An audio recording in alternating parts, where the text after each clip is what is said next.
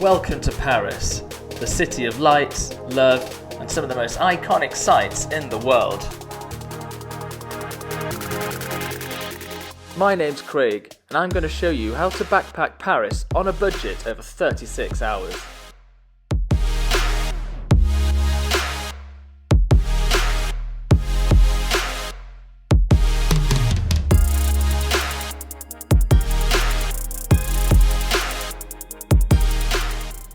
So join me in one of the world's most famous cities for the ultimate affordable experience.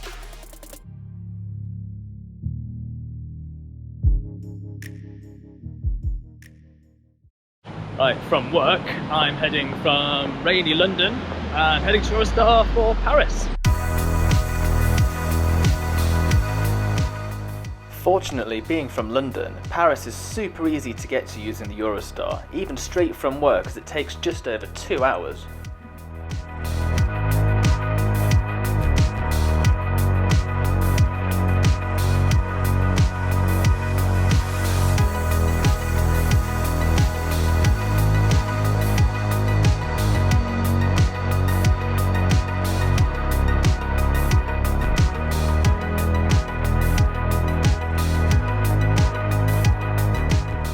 So with the journey complete and a quick workday now out of the way, it is time to explore this amazing city. Hey guys, welcome to Paris! Finally finished work. I'm going to go and check into my hotel, and just behind my hotel, you can just see through there. I'm right by the Sacre Couer. Really, really awesome location.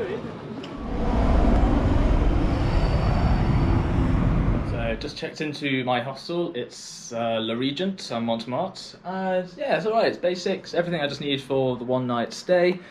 It's a mixed dorm, bed's fine, but selling points straight out the window. Sacre Couer said just there, so perfect place as well for exploring around. Good base for everything I want to do tomorrow. First stop, and I'm in Montmartre, and that is pretty much the view that I'm going to be enjoying for the next sort of few hours. I'm going to be just watching the sunset here, because that's in about half an hour, so right to the top of there, I'm going to get amazing views from the top of Paris. And yeah, it's the first time I've been back in Paris for 2 years, and it's really nice to be back. Obviously work first, but I'm going to check this place out over the next sort of day, show you what it's like for 36 hours spent in Paris. But this is now like my 7th, maybe 8th time in Paris, so I know it quite well. So I've got a really, really good walking route where I'm going to hit all the main highlights. As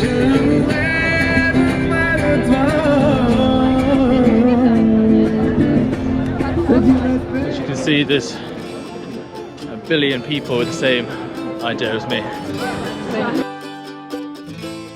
But despite the crowds, I was able to find a great spot for the sunset. And I've got made the great decision to go and grab myself a beer, local Parisian beer, cheeky little bench, and now sit back and just enjoy this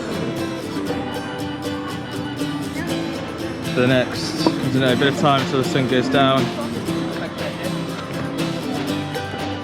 This is Paris.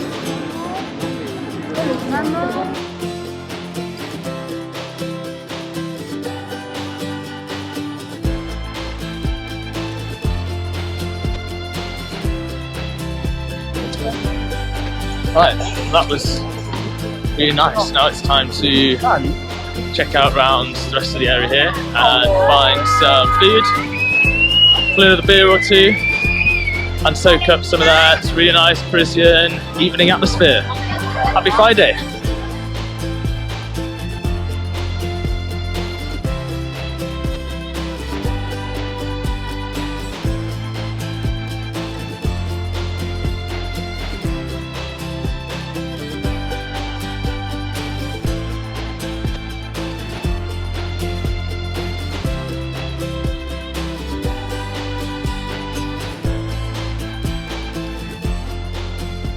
One of the best things to do as well when you're in Paris is eat the amazing local food, and I'm starting with possibly one of the most cliche, but maybe slightly roguesome, but I've gone for the escargot, the snails.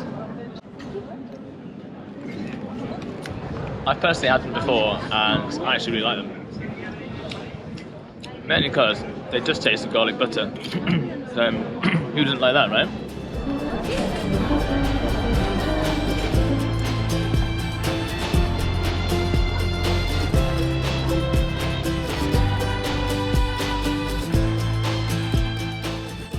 To top off my evening, I made a dash across the city to see the Eiffel Tower by night.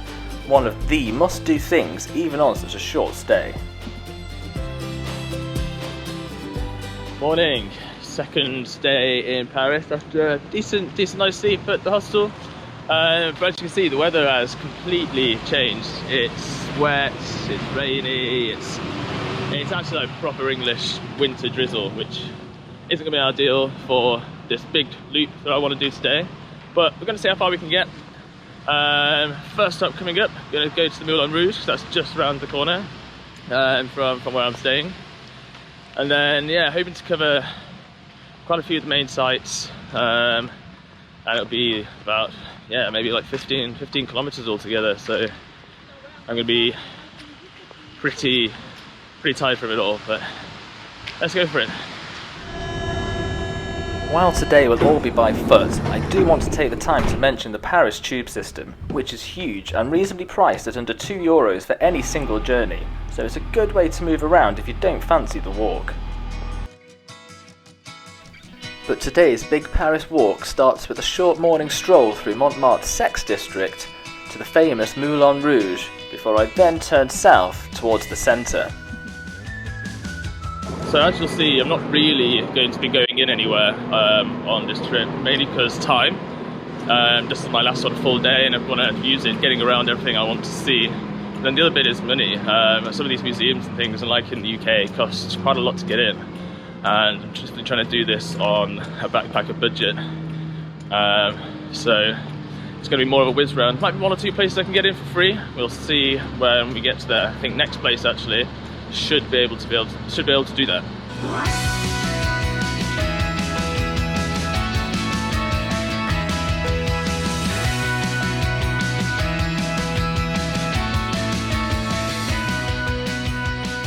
So behind me here is Palais Garnier. That's the Royal Opera House, and I've been inside it before. I was wondering if you might be able to sneak in, but you do have to pay tickets. But I'm going to put some photos the last time I was there, because inside it's absolutely beautiful. Some of the ceilings in there are just out of this world. So if you come here, really recommend going inside this amazing building.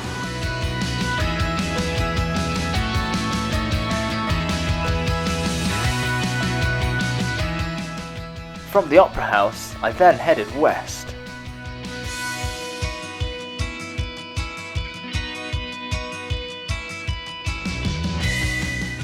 Passing along some of Paris's most beautiful streets and buildings before hitting one of the mega highlights. I've made it to the Arc de Triomphe. Woo!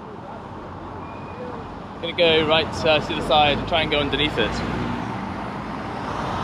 Now you can pay to go to the top of the monument for the view, but again I was just content enjoying it from the outside. And the first day just gone whilst I was here was 11th of November, obviously the remembrance of the World War I ending, so this was really busy that time. And after paying my respects, I was on the move again. Probably soggy day now, but I'm walking down Champs-Élysées. Cue some time lapse.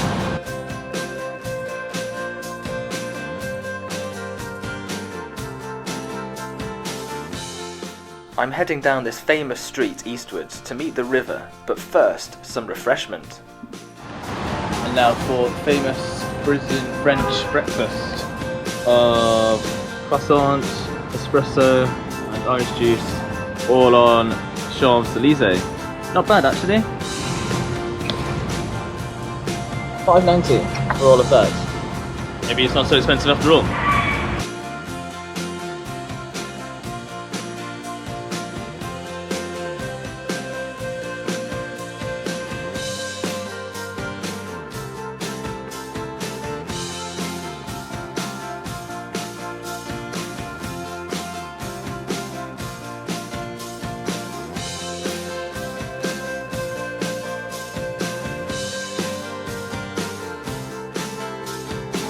buildings here are just stunning. It's absolutely stunningly beautiful. Former palaces, I imagine, now just amazing art galleries. But again, not going inside this time because money's and time.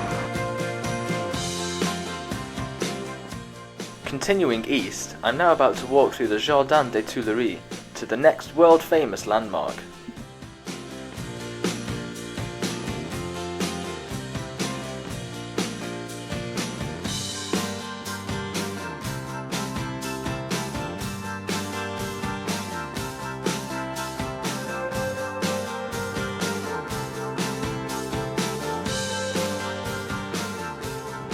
I've made it to the Louvre. Never actually been inside the Louvre. It's very expensive to get in, but it's really, really busy around here again now as well. Hopefully one day I will get to go inside and see all the amazing things. But for now, just going to enjoy how cool it looks from the outside. And look how long the queue is to get into this place.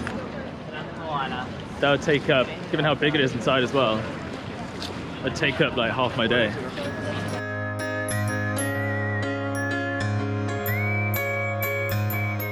Leaving another icon of Paris behind, I'm back along the river again, heading for the Île de la Cité, home to the final major site on this trip.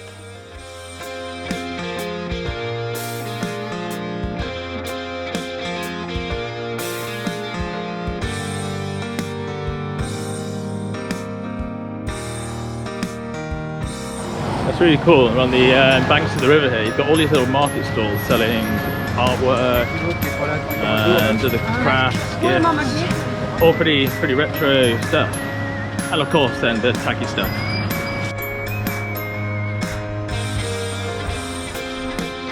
So I'm now near Notre Dame on the little island in the river, and I've come across this really nice, pretty little flower market. It's got a mini garden centre right in the middle of the city.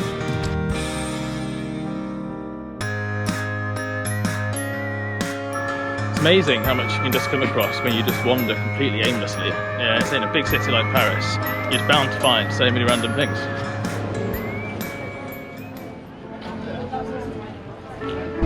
So this is the big tragedy of Paris over the last few years. Most of you know Notre Dame burnt down, a big massive fire about 2 years ago. And completely gutted inside, so much stuff lost, and it's going to take years to rebuild. So really, really massive tragedy. And so many people here still come to see this beautiful building. Hopefully one day we'll be able to go back inside. I fortunately did get the pleasure to do so a few years ago, and it is absolutely amazing in there. So hopefully when it's back open we can all go back in again.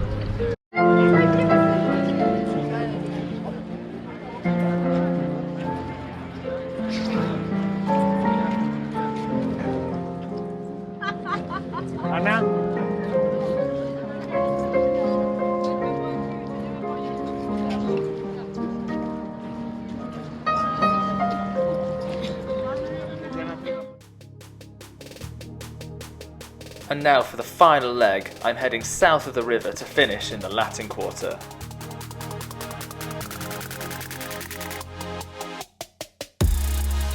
It's the Goliath Pantheon, which I think is a massive mausoleum where notable French people are buried inside, but it's absolutely massive.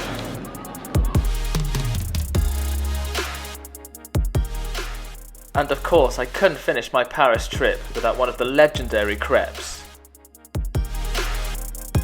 Now I'm going to finish my trip off in Paris in the Latin Quarter, which is my other favourite area of Paris. It's just full of little streets like this one, and it's full of little shops, cafe, bars, restaurants. So perfect place to finish off the final Parisian beer before I have to get the Eurostar back just later this afternoon.